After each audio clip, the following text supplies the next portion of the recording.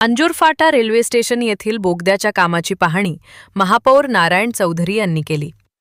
यावेळी संबंधित अधिकाऱ्यांना काम लवकरात लवकर पूर्ण करण्याच्या सूचना देण्यात आल्या। हा बोगदा नागरिकांच्या सुविधेसाठी महत्त्वाचा असून तो वॉटरप्रूफ पद्धतीने तयार करण्यात येत आहे। येत्या 1 आठवड्याच्या आत बोगदा नागरिकांसाठी खुला होण्याची शक्यता आहे।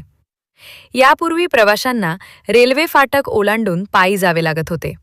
मात्र बोगदा सुरू झाल्यानंतर नागरिकांना सुरक्षित आणि सोयीस्कर मार्ग उपलब्ध होणार आहे। या कामासाठी खासदार सुरेश म्हात्रे उर्फ बाळ्यामामा यांनीही पाठपुरावा केला होता। त्यामुळे नागरिकांना लवकरच या सुविधेचा लाभ मिळणार आहे। या बोगद्यात आज मी सर्वे करण्यासाठी आलो। माझ्यासोबत रेल्वेचे जे बोगद्याचे कामकाज सांभाळतात तेही बरोबर आहेत। त्यांच्या बरोबर विचारपूस केल्यानंतर त्यांनी सांगितलं की 1 हप्त्यात आम्ही हा ओपनिंग करू शकतो।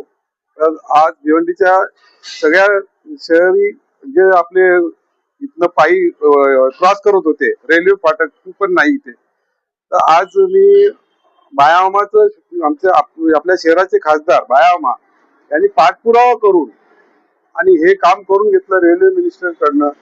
मी सगळ्यात पहिले आपल्या शहराचे खासदार यांचा शुक्रिया अदा करता हूं की लोकांची सोय त्यांनी खूप चांगली केली।